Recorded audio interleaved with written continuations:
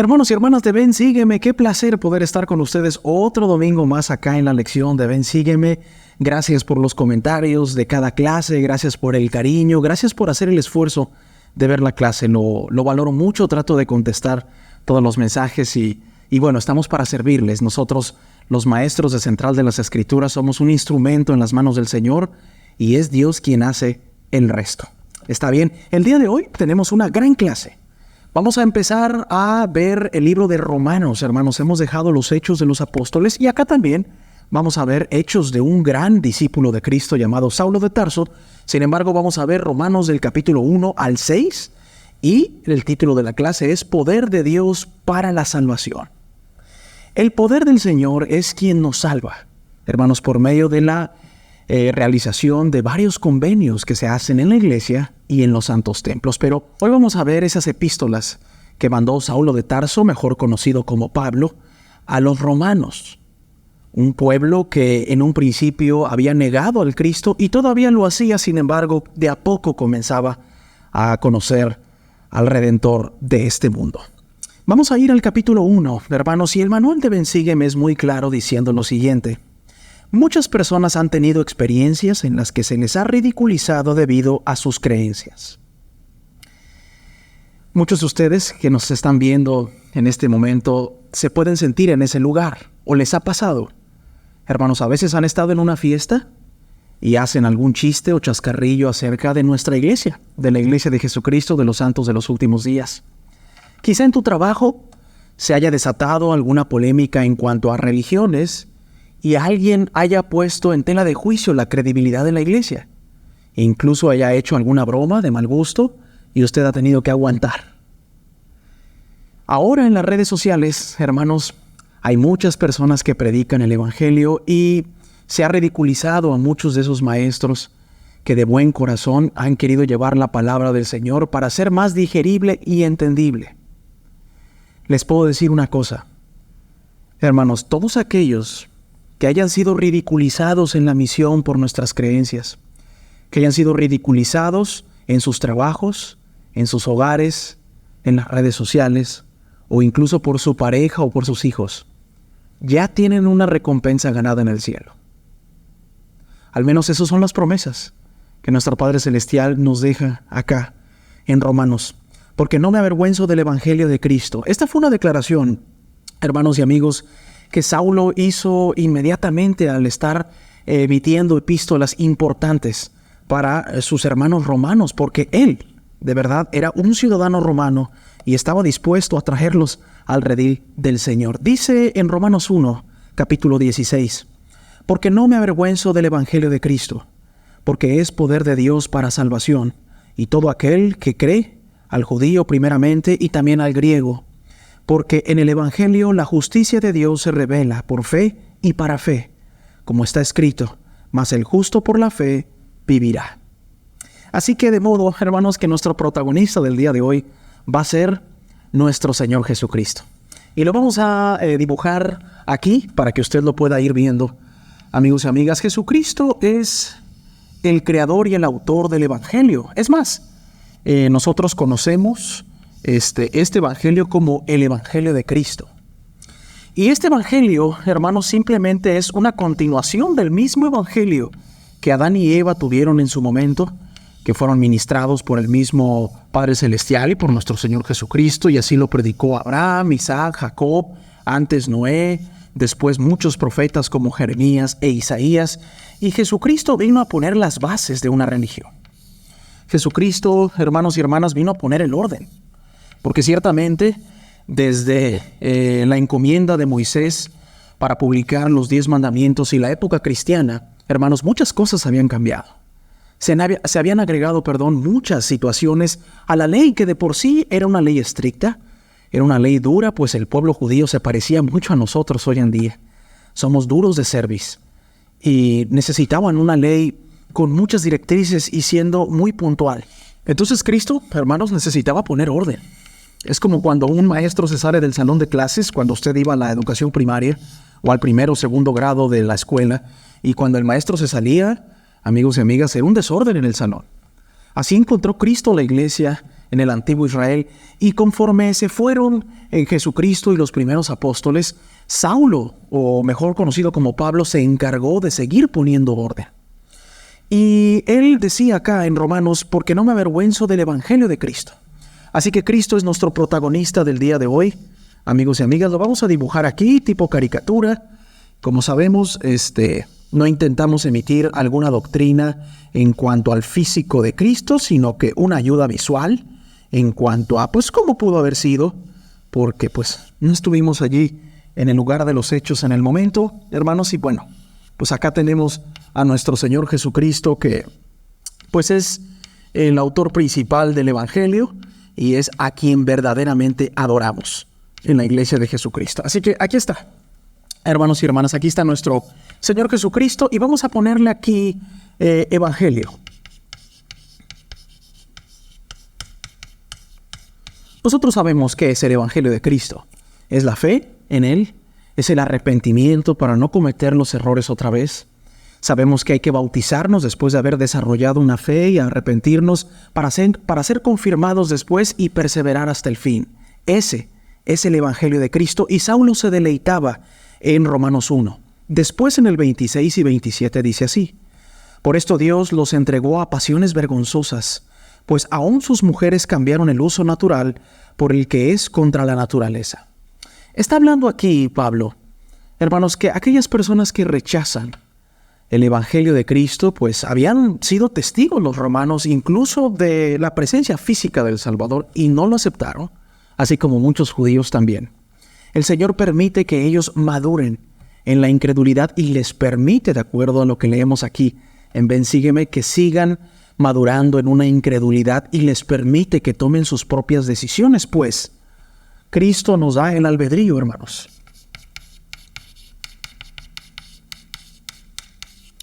Cuando escuchan el poder del albedrío o la palabra albedrío, significa el plan que Jesucristo le presentó a nuestro Padre Celestial antes de venir a la tierra, Él iba a permitirnos a nosotros tomar nuestras propias decisiones. Cristo se complace cuando tomamos las mejores o tomamos las decisiones correctas, sobre todo centrado nuestra vida en el Salvador Jesucristo, pero al final nos permite. Y a los romanos, como a muchos ciudadanos en el mundo en aquel entonces y todavía en la actualidad, les permitía hacer lo que ellos querían o creían que estaba bien. ¿Qué está pasando en Roma, en Grecia, en Judea? Por esto Dios los entregó, les dio permiso a pasiones vergonzosas, pues aún sus mujeres cambiaron el uso natural por el que es contra la naturaleza. Del mismo modo, también los hombres, dejando el uso natural de la mujer, se encendieron en sus concupiscencias los unos con los otros, cometiendo actos vergonzosos hombres con hombres y recibiendo en sí mismos la retribución correspondiente a su extravío. Por lo que vemos aquí, hermanos, que tenemos homosexualidad.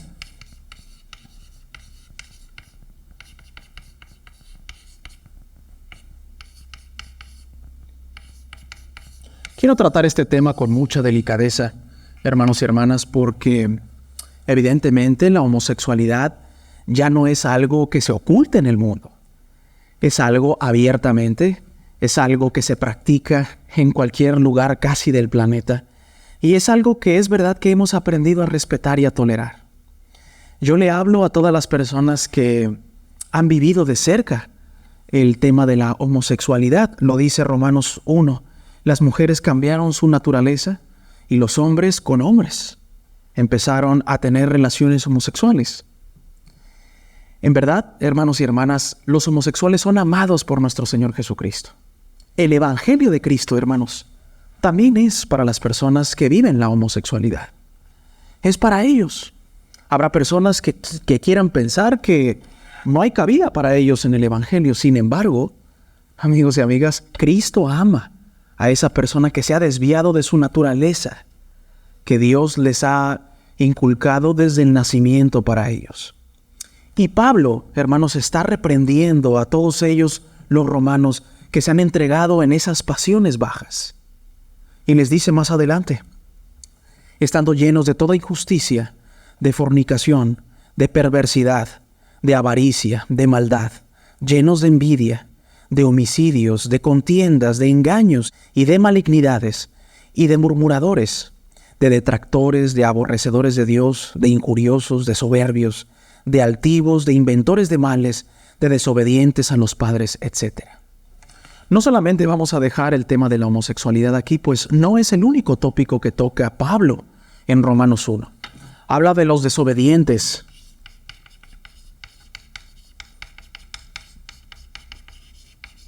Quizá usted en su casa, hermanos, pueda decir, bueno, yo quizá no cometo ninguna falta porque tengo sentimientos heterosexuales, ni tengo a ningún familiar cercano que lo pueda vivir de esa manera.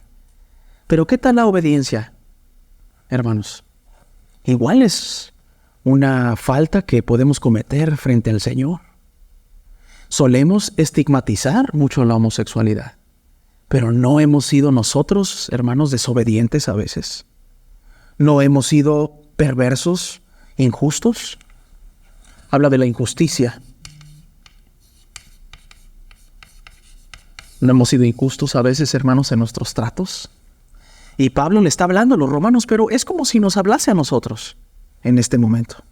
Así Romanos 1, hermanos, termina con declaraciones de poder de parte de Pablo. Pablo está declarando esto. Y les está diciendo que estas cosas son antinaturales y que el Señor no está complacido con ellos. Hemos hablado de que el Señor ama al pecador, mas no al pecado. El Señor evidentemente ama a sus hijos, pero repudia el pecado. Y está dispuesto, hermanos y hermanas, a recibir con los brazos abiertos a cualquier persona que desee venir con espíritu de arrepentimiento al Evangelio de Jesucristo otra vez. No importa si usted es injusto, no importa si usted ha desobedecido, yo lo he hecho, lo hemos hecho todos los que hemos venido a la tierra. No importa, hermanos, que su hija o su hijo le haya declarado a usted como padre que tiene preferencias homosexuales. Es un tema difícil, hermanos, porque conocemos el plan del Señor que creó a Adán y Eva desde el principio. Sin embargo, hermanos, también ellos son recibidos en el Evangelio de Cristo. Pablo es muy claro, el Evangelio es muy claro, pero se nos manda respetar y amar a todos los hijos de Dios. Dice más adelante, hermanos, en el manual, el verdadero discipulado se halla en nuestro compromiso interior, no solamente en nuestros propios actos. ¿Han escuchado la palabra o el verso en la iglesia de decir, no solamente ser creedores, sino hacedores de la palabra? Y este es un gran desafío, por ejemplo, para nosotros los maestros. Quizá algunos tenemos el don de poder enseñar. Pero ¿qué me dicen del don de poder aplicar las enseñanzas? Es complicado. Si usted, hermano y hermana, ve a algún maestro que ha fallado en algún principio que enseña, está en su proceso de acercarse al Señor. Es un desafío a veces complicado para los que estamos de este lado. Y si usted es maestro y se ha desesperado con su clase porque quizá no captan o no entienden todos los principios del Evangelio, paciencia, maestro o maestra. También ellos están viviendo su etapa de aprendizaje en el Evangelio de Jesucristo. Dice aquí, ¿cómo evaluamos nuestro discipulado? El consejo que Pablo dio a los romanos nos puede ayudar a recordar que debemos enfocarnos más en el corazón y en el espíritu. Vamos, hermanos, a Romanos 2:29, que dice así, sino que es judío el que lo es en lo interior, y la circuncisión es la del corazón, en espíritu, no en letra, la alabanza del cual no es de los hombres, sino de Dios. Hoy en día, hermanos, tenemos miles de religiones en el mundo. Muchos de ellos profesan creer en el Cristo y conocer en el Cristo. Pero ¿cómo estarán los corazones de aquellos que predican? ¿Cómo estará mi corazón? Porque puedo hablar cosas bonitas acerca de Dios. ¿Y mis actos? ¿Y mis desafíos? ¿Y mis Goliats? Es verdad que lo hemos dicho muchas veces aquí en Central de las Escrituras, que el Señor no necesita ciudadanos perfectos, ni santos perfectos, Ser un santo es ser un pecador que sigue intentando. Hermanos, pero es menester y nos es requerido que nosotros nos acerquemos más a la forma en la que fue el Salvador. Tranquilo, paciente, tolerante con cualquier tipo de personas, ya sean judíos, pecadores o gentiles, y dar el buen ejemplo, como Él nos los dio en repetidas ocasiones. Hermanos y hermanas, estamos en Romanos 2 y vamos a continuar leyendo ahí en el capítulo 2, y dice en el verso 1, por lo cual no tienes excusa, oh hombre, quien quiera que seas tú que juzgas, pues en lo que juzgas a otro, te condenas a ti mismo, porque lo mismo haces tú que juzgas. Pablo está hablando muy directo, hermanos, acerca de juzgar a los demás. Para ampliar este término de juzgar, hermanos y hermanas, el Señor nos ha dado la capacidad de poder discernir entre lo bueno y lo malo. Hablamos del albedrío. Juzgar de manera errónea y precipitada a las personas es el tema el cual Cristo repudia, y nuestro Padre Celestial también. Pablo dice, así como están juzgando ustedes, así serán juzgados, porque están cayendo en los mismos errores que caían los romanos, los griegos, cualquier otro gentil, o incluso, amigos y amigas, los mismos judíos, las mismas personas de la casa de Israel. Dice en el 13, porque no son los oidores de la ley los justos ante Dios, sino los hacedores de la ley los que serán justificados. Más vale actuar que hablar. Este es un principio, hermanos, que nos debe de quedar para toda la vida. Hermanos, de verdad me encanta el apóstol Pablo porque tiene la capacidad en pocos capítulos de hablar de la doctrina de Cristo, amigos y amigas, y ampliar en muchas de las situaciones que hoy podemos definitivamente aplicar a nuestros tiempos. En un principio, hermanos, habló Pablo de cosas que no le agradan al Señor. La injusticia, la inmoralidad, que lo voy a poner acá también. También usted, hermano o hermana, que es heterosexual, tenemos que cuidarnos. La inmoralidad no está bien vista por el Señor, así como la homosexualidad y la desobediencia y muchas otras cosas como la injuria, como la ira, también como el juzgar a los demás. A veces en la iglesia, hermanos, tenemos un gran desafío con eso. Juzgamos a la gente que se equivoca diferente que nosotros porque usted y yo nos equivocamos también. Y a veces creemos que porque llevamos mucho tiempo en la iglesia, hermanos, nos da derecho eso, legítimo, de poder hablar de los pobres hermanos que acaban de llegar al Evangelio. ¿Qué culpa tienen ellos, hermanos? ¿Solo porque llegaron después de usted? ¿Usted tiene el derecho de juzgarles? El juicio, hermanos, es solamente del Padre. Y nosotros debemos de ser tolerantes con todos. Dice aquí, porque no son los oidores de la ley los justos ante Dios, sino los hacedores de la ley serán justificados, como lo dijimos. No solamente oidores.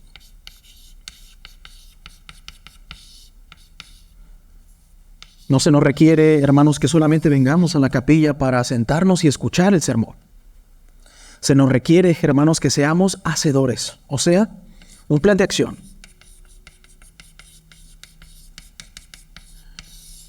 Cuando nosotros somos hacedores, hermanos y hermanas, somos las manos del Señor en la iglesia. Podemos hacer muchas cosas dentro de la iglesia y fuera de la iglesia. No es lo mismo solamente escuchar y retener y enseñar a escuchar, retener, enseñar y poner en práctica. Eso se le conoce en la iglesia como evangelio en acción. Si usted tiene el testimonio de que la iglesia es la iglesia que Jesucristo ha restaurado sobre la tierra, necesitamos predicar de ella. Si usted tiene un testimonio acerca de el libro de Mormón, de la Santa Biblia, de Doctrina y Convenios y la Perla de Gran Precio, excelente que usted tenga un testimonio. Debemos actuar con ese testimonio, debemos de vivir mejor. Debemos de decirle a ese compañero de trabajo que siempre nos cuestiona de la iglesia, oye, te voy a regalar un libro, ya que tienes tanto interés, léelo. y luego me dices qué te parece. ¿No es esta una gran idea?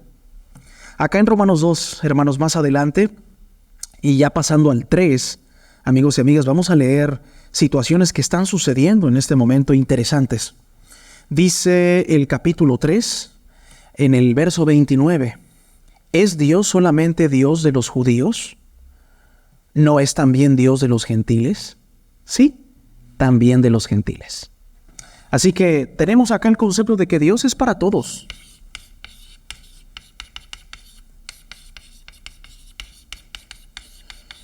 ¿Por qué hace Pablo esta aclaración, hermanos? Lo hemos dicho en clases pasadas de Ven, Sígueme, el cual estoy agradecido que me permitan hacer con todos ustedes. Hemos dicho que en un principio, hermanos, el Evangelio era predicado a la casa de Israel. Y las personas que no habían nacido del convenio de la casa de Israel eran denominados gentiles. Aquellos que según la sabiduría todopoderosa del Señor no estaban preparados para recibir las mieles del Evangelio. Pero Cristo iba a cambiar. Cristo iba a pulir ese camino que Moisés, que Isaías, que Jeremías, que Ezequiel, que Daniel pulieron antes de él, incluso Juan el Bautista. Y Cristo les iba a decir, ahora vamos a todos los extremos de la tierra para hacerlo. De modo, hermanos, que Dios es el Dios de todos. Si usted lleva 7 generaciones en la iglesia, 4, 2, si usted ayudó a construir la capilla a la que asiste en este momento, si usted cree que por tener el Evangelio restaurado y la plenitud del mismo, Dios solamente tiene ojos para nosotros, hermanos, estamos equivocados. Porque Dios, hermanos, ama a los homosexuales, los ama, sufre y llora con ellos, ama a los desobedientes también. Quieren que se arrepienta, por supuesto. El Señor quiere que regresen y vivan de una manera más obediente. Ama incluso a los que juzgan, a aquellos que se pelean, a aquellos que deshacen familias. También, hermanos, Cristo tiene corazón para ustedes. Incluso, amigos, aquellos que solamente escuchan la palabra y que no están dispuestos a dar el paso de llevar el Evangelio a la acción. También, porque Dios es el Dios de todos. Y lo dice Romanos 3. ¿Es de los gentiles o es de los judíos nada más? Es también de los gentiles y de los griegos y de los judíos y de todos, amigos. Dios no quiere más a una raza que a otra. Dios no tiene preferidos.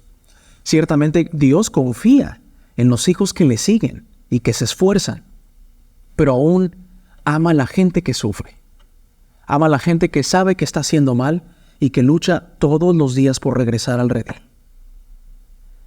Si me estás viendo en esta clase y tienes 15 años que no has ido a la iglesia, o que incluso has negado la existencia de Dios, o que te has retirado definitivamente y que has hablado mal del Evangelio y de los siervos, lo único que te puedo decir es que el Señor te está esperando.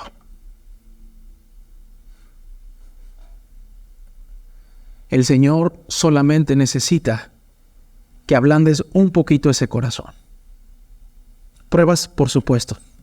El corazón se va poniendo de piedra cuando vienen las pruebas grandes de la vida. Los divorcios, el desempleo, la carencia económica, un hijo que se ha ido del redil, una hija que ya no quiere saber nada con la iglesia, padres que golpean, que hieren, madres que han renunciado a su naturaleza para enfocarse en otras cosas.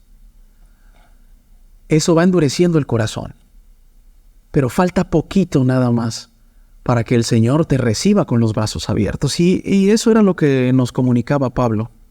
Si vamos al capítulo 4, amigos y amigas, vamos a poder ver más de lo mismo. Más epístolas y más palabras desde el corazón, pero muy claras, de Pablo para los romanos. En el 5, dice en el 3, en el 4 y en el 5. Y no solo esto, sino que también nos gloriamos en las tribulaciones, sabiendo que la tribulación produce paciencia. Fíjense ustedes, este concepto tan amplio que tiene Saulo de las tribulaciones. Dice él que nos gloriamos en las tribulaciones. ¿Quién está feliz, hermanos, cuando no tiene dinero en el bolsillo?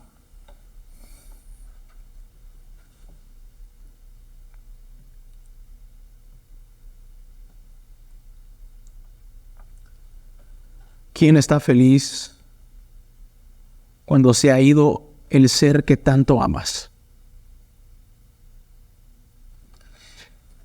Nos gloriamos en las tribulaciones, sabiendo que la tribulación produce paciencia. Si alguien me hubiese explicado esto, hermanos, hubiese sabido que después de la tormenta iba a haber luz. La tribulación, y voy a poner una carita triste aquí, produce paciencia. La paciencia prueba y la prueba esperanza. Y la esperanza no avergüenza, porque el amor de Dios ha sido derramado en nuestros corazones por el Espíritu Santo que nos fue dado. Por supuesto, hermano, Saulo de Tarso tenía una visión 1000 veces mejor que la mía de lo que producen las vicisitudes y las pruebas de la vida. Para recapitular, la tribulación produce paciencia. Punto número 1. El 2. La paciencia produce una prueba. La prueba produce esperanza de salir de la prueba. Y la esperanza no avergüenza, porque el amor de Dios ha sido derramado en nuestros corazones por el Espíritu Santo que nos fue dado. Vaya que Saulo de Tarso, hermanos, es el ejemplo perfecto de la paciencia en las tribulaciones para desarrollar esperanza en Dios. ¿No había sido Saulo azotado y encarcelado? Y Pedro, y Juan también, y los demás apóstoles. Hermanos, ¿cuánta distancia en el Evangelio nos llevaban esos santos apóstoles? Que al principio entendían poco del Salvador y que después, hermanos, se volvieron grandes maestros de la doctrina de Cristo. Adelante en el 5 dice: porque si por la transgresión de uno solo reinó la muerte, mucho más reinarán en vida por medio de uno solo, Jesucristo, los que reciben la abundancia de la gracia y el don de la justicia. Voy a tener que agregar otro globo aquí, hermanos, y afortunadamente el espacio en el pizarrón es gratuito, y voy a poner acá expiación. Y podríamos llenar, evidentemente, amigos y amigas, este pizarrón con conceptos que Pablo está dando en Romanos del 1 al 6 rápidamente y de manera muy clara. Pocos como Pablo en la claridad de su mensaje. Así que, como por la transgresión de uno solo vino la condenación, y está hablando de Adán, a todos los hombres, así también por la justicia de uno solo vino la gracia a todos los hombres para justificación de vida. Evidentemente los romanos, hermanos, habían escuchado quizá del Cristo porque había una revolución total. Y Pablo les está dejando muy claro que evidentemente el hombre es imperfecto, comete pecado, comete transgresiones, se equivoca todos los días de su vida. Pero gracias a la gracia del Señor, que podemos ser redimidos. Evidentemente este atributo tan cristiano viene gracias a Él, a Cristo. Ningún otro profeta, hermanos, nos puede dar la gracia para salvarnos, excepto aquel que murió por nosotros, Jesucristo. Más adelante, amigos y amigas, en Romanos capítulo 6, ¿o no sabéis que todos los que hemos sido bautizados en Cristo Jesús hemos sido bautizados en su muerte? Parece una analogía de Pablo, pero está hablando del bautismo por inmersión para la remisión de los pecados. Existen muchas formas de bautizar. Muchas de ellas, hermanos, como su palabra en griego lo dice, implica agua. Pero hay bautismos por aspersión, cuando se derraman algunas gotas de agua sobre la persona que a veces pide ser bautizada y a veces no. Pero Pablo está haciendo una analogía de que el bautismo tipo sepultura o en forma de sepultura es el que salva. Y hasta en eso se ocupó Pablo, en dar los tips, los consejos de cómo se debe de bautizar en la iglesia. Porque somos sepultados. ¿Qué significa sepultar? Hermanos, es sumergir o enterrar un objeto en determinado lugar y espacio, en este caso en el agua. juntamente con Él para muerte por medio del bautismo, a fin de que como Cristo resucitó de los muertos por la gloria del Padre, así también nosotros andemos en vida nueva. Ahora, a todas las personas que me ven y que están investigando la iglesia, o que quizá ya conversan con los misioneros y no se han bautizado, les quiero preguntar lo siguiente: ¿qué están esperando para ser bautizados?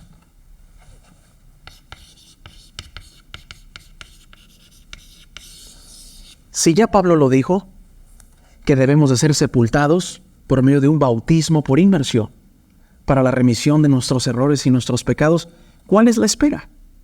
Que no exista más la demora. Usted puede ser limpio, porque por la autoridad del sacerdocio usted puede descender a las aguas bautismales y, así como dijo Pablo, ser una persona nueva. Andemos en vida nueva. Es un concepto que no se inventó con la restauración del Evangelio, hermanos y amigos. Es tan viejo como el Nuevo Testamento. Cuando el pecado abundó, sobreabundó la gracia, y lo acabamos de ver. Comprendan y comprendamos todos, hermanos, que no debemos ver nuestras buenas obras como una manera de demostrar nuestra dignidad, y que tampoco debemos ver la gracia de Cristo como una razón para justificar nuestros errores y pecados. Cuando ya llevamos mucho tiempo en la iglesia, solemos desarrollar todos, incluyéndome a mí en primera persona, un adjetivo calificativo que lo van a ver muchas veces en la iglesia, llamado orgullo. Este cáncer, amigos y amigas, que se introduce desde los más pequeños hasta los más grandes, comienza a desarrollar en nuestros corazones cosas que Cristo ni siquiera ha pedido. En la iglesia, hermanos, como dice el manual, debemos de ver nuestras buenas obras como algo cristiano y no como una manera de demostrar nuestra dignidad. Si usted viene lo mejor vestido a la iglesia, no es que esté mal, pero tampoco demuestra el grado de dignidad que usted tiene en la iglesia. Si usted no tiene una camisa blanca, no por rebeldía ni por pereza, sino porque no tiene para comprarla, venga a la iglesia, que la dignidad no reside en la vestimenta de los miembros de la iglesia. Si usted llega con el carro del año a la iglesia, es verdad que el Señor le ha hecho prosperar en su vida, pero no se olvide que la dignidad no está en la marca y el modelo del auto. Está en los principios que el Señor desarrolla en su corazón para que usted los haga. Y después dice: tampoco debemos ver la gracia de Cristo como una razón para justificar nuestros errores y pecados. Usted quizá pueda decir: bueno, hermano Benji, si usted dice que nosotros somos imperfectos y nos vamos a equivocar, pues seguiré haciéndolo porque al cabo la gracia del Señor me va a salvar en el último día. Bueno, ese concepto sencillamente no es correcto. Aun cuando nosotros hayamos hecho lo más que podamos hacer, necesitaremos la gracia. Pero si usted o yo no nos esforzamos lo suficiente, la gracia va a cubrir cierto grado. Y después, hermanos, vendrá la justicia de Dios. Y entonces tendremos que reponer nuestras faltas y nuestras debilidades en algún momento. Seguramente cuando venga el juicio del Señor. Hacemos un repaso muy rápido de nuestra clase para despedirnos, hermanos. El poder de Dios para la salvación es el Evangelio de Cristo el que empodera a la gente por medio del poder del sacerdocio. Pablo habla de las cosas que no le agradan al Señor, como la injusticia, la inmoralidad, la homosexualidad, la desobediencia. También nos dijo que Dios es para todos, para cualquier raza, para cualquier persona que venga de otra religión o que simplemente no haya creído en el Dios previamente. Cristo nos da la gracia que eso nos va a ayudar para podernos salvar en algún momento. Nos requiere que no solamente seamos oidores, sino hacedores de los principios del Evangelio y nos cuidemos de no juzgarnos. Nos enseña de la expiación que Jesucristo efectuó en el jardín del Getsemaní y nos invita a bautizarnos. Esta ha sido la clase de Ven Sígueme en este día de reposo. Hermanos, buen provecho si usted está degustando de alimentos. Que descanse en este día de reposo y sobre todo que pueda ser nutrido de la buena palabra. Testifico que lo que dijo Pablo es verdad. Si seguimos lo que Pablo ha dicho el día de hoy, por medio de nosotros, los intercomunicadores, hermanos, le prometo que usted va a poder tener una visión más grande del Evangelio, va a poder ver los milagros en su vida, que necesitamos hacer las cosas. No mañana, no el próximo año, sino hoy. Y lo comparto humildemente en el nombre de nuestro Señor Jesucristo. Amén.